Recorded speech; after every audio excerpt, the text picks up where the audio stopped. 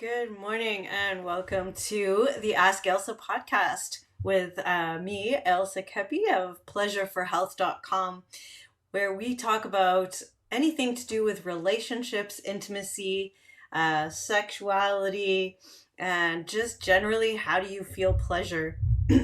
So today you might kind of wonder at the title of today's topic, which is grief, and how on earth does that have anything to do with relationships or pleasure, really? But it has everything to do with that, I think. And although grief is not the only thing that we want to be able to feel in our lives, it is something that many of us are feeling a lot of currently in our world situation at the moment. And I think this is playing out in our intimate relationships. So I really wanted to take a moment to consider how grief might show up in our relationships and how is it affecting you and your partner or partners. So if you look up stages of grief, which is, kind of a something you can easily find out about on the internet, and I think it's something that we all relate to on a certain level. The first level is shock and denial. And so, it's interesting to notice that many of us are going through these types of feelings about what's going on in the world. And this can actually play out in relationships as well, in that, perhaps we've been with a certain partner for a set amount of time, a few months or a couple of years, and we've gotten through that kind of honeymoon period where everything was perfect.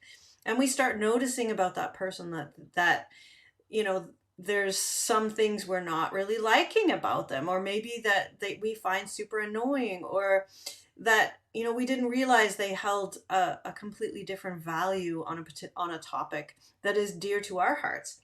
And at first we might have denial about that, like, how could we think so differently? There's no way that we can be together if we don't agree.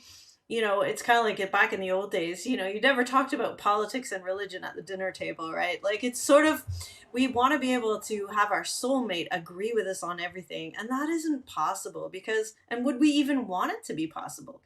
A lot of times it's wonderful to have people with different viewpoints because it expands our own understanding of the world. So the denial can sometimes come in when we are trying to make excuses around, well, this person, we don't agree on everything, so therefore they're not my soulmate. Now I'm in grief about losing my soulmate, when really we've actually found an amazing gift of someone who's different than us that could add to our lives. But at the beginning, the first stage is that we notice that we are in denial, or we're in shock. Oh my gosh, this person doesn't think the way I do.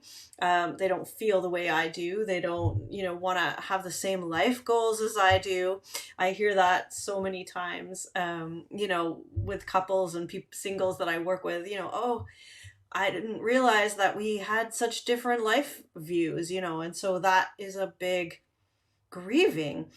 And at first, once we get through that shock and denial, we then go quickly to the pain of that and the guilt, like, oh, am I not good enough? Should I be thinking something different? This is painful to have to deal with these differences, which, these apparent conflicts in our relationship. And, it's easy to get stuck in that pain and guilt, and also to think that, again, we're in the wrong relationship, or this is the wrong person, or I'm wrong. All of those types of thoughts really get in the way of us moving forward in our relationships.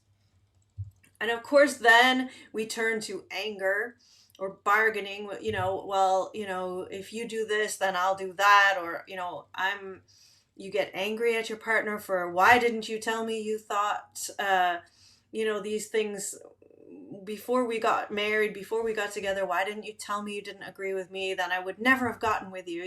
It's like, well, interesting, that we have to get to the stage of anger. And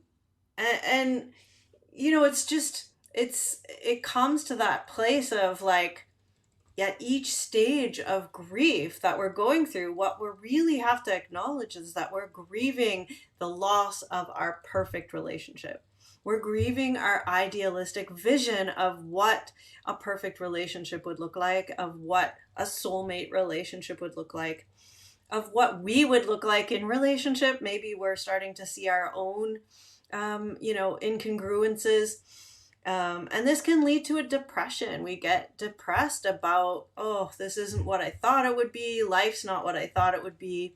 This relationship's not what I thought it would be. Here we go again. I'm in another relationship where I'm not happy, where I'm not with someone who, gets me, all of these things. And, these 4 stages are where most of us get stuck most of the time.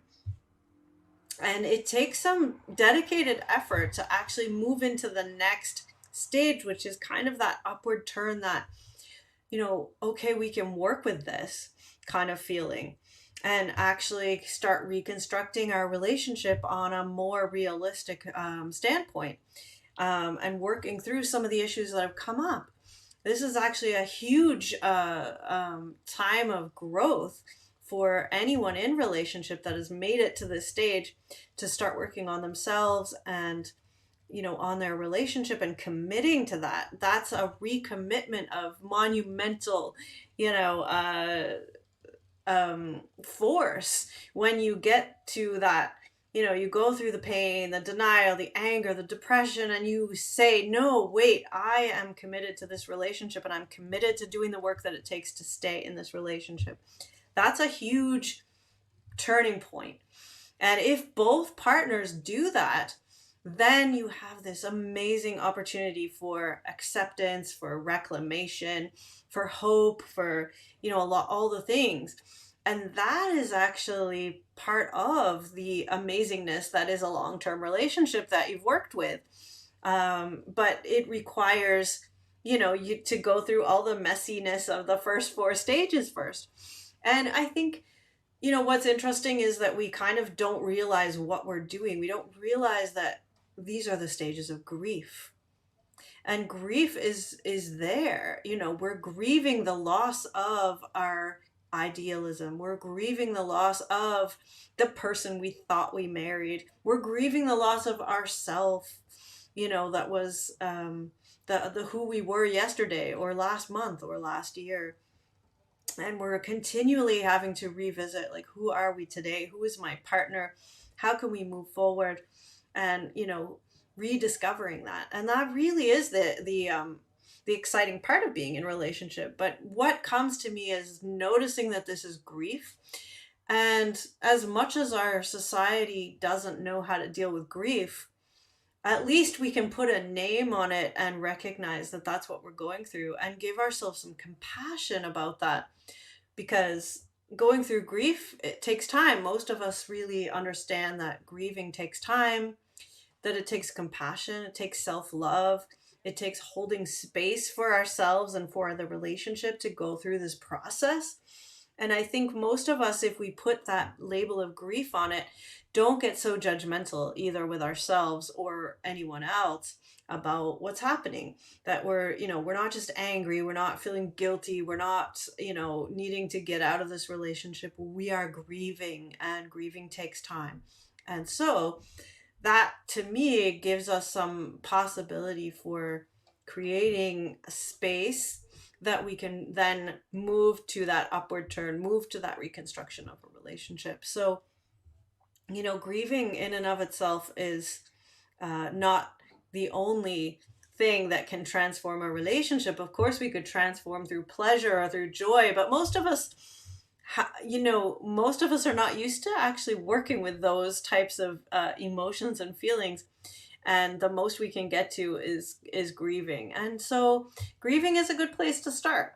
And, at some point, you might find that the pleasure and the pain come together. As many practitioners of kink or BDSM will tell you, pleasure and pain is so close on the spectrum that you may find that grieving and joy and freedom go together. And I can share a little bit about, the fact that as I explore my somatic experience of pleasure, that actually brings up grief. So for me, they are kind of very linked. So there's a grieving of a kind of a, why did it take so long for me to find this connection? It's kind of like, where have you been all my life kind of feeling. And that can come up as you're starting to work with, joy and pleasure. And so again, we're so wrapped up in this grieving and we want to feel just pleasure, but we don't realize that there's this poignancy to pleasure. There's a grieving to pleasure. There's, something that we also have to mix in there in order to get the depth of feeling that most of us are actually craving. So I know we've kind of talked around a lot of areas, and why talk about grief when we're talking about intimacy and relationships? Well, because grieving is a way in. It's a way into the soul. It's a way into feeling. And oftentimes we have to grieve loss before we can actually gain anything from our relationship, where we can open up to new love and light and joy and pleasure and freedom and all the wonderful things that relationships can bring. So I'm offering to you listeners today, if you're taking this in, to notice what is coming up in your relationships, what is coming up in your own being. If it's denial or shock about what's going on, or about your relationship, or about the fact that you're not in a relationship, just all of it. And do you start feeling guilty about that? Does that lead to kind of an anger at, why do things have to be this way? And then, you kind of collapse into depression. And if that's where you've got to, I, offer you this opportunity to eat, maybe get out in nature. Nature's a wonderful teacher for grieving, because, things die and things come back to life. And it's such a cyclical thing that we can take a lot of lessons from that. Like, get out in nature and notice, that your all of those stages, if you considered them just stages of grieving, and that after you've grieved and cried and realized that you've lost certain things, it opens up space to gain intimacy and love and sharing in a different way, and to start reconstructing and working through that, and getting to a place of acceptance, but with hope, instead of an acceptance with collapse and despair. There's a difference there. And I'm offering you an opportunity to explore that today.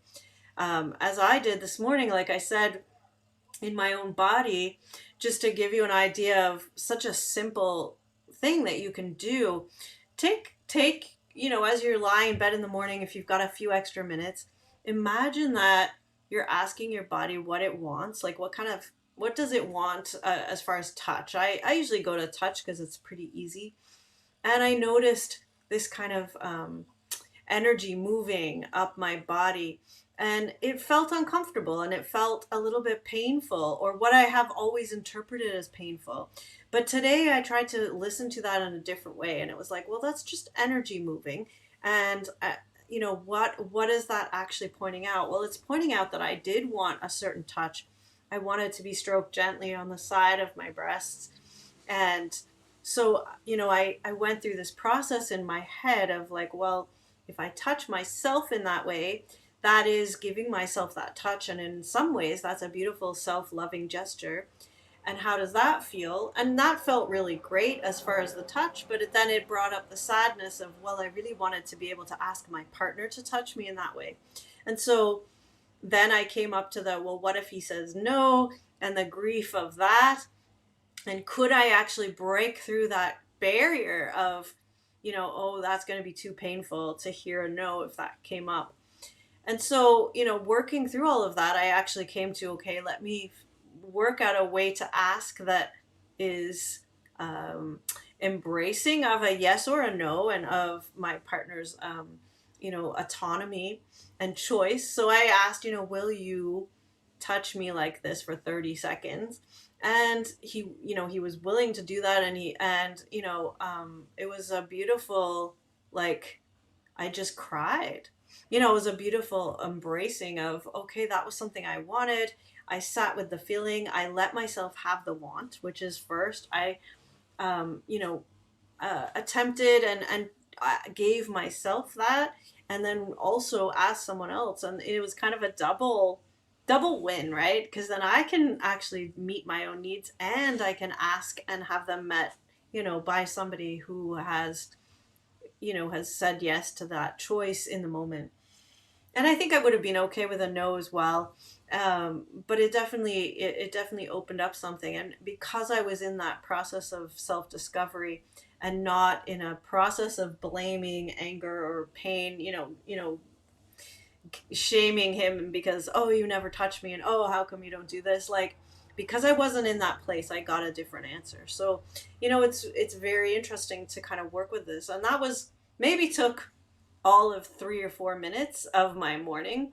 And I would offer you to listen to what it is that's arising in you that you're wanting more of, and then notice if you shut it down right away, and notice if there's a grief around that, and notice if there's a different pathway that you could take with that desire. And notice in yourself how much grief comes up just because you're shutting your own desire down. And that's an exploration that might be worth doing, and I would love to hear about it. So if you try that out, feel free to put a message on this podcast, or write to me through my website, pleasureforhealth.com, and let me know how it's gone. You can find out more about my programs and coaching there. And it's been a pleasure to talk to you today, and I hope there's something here for you to take away.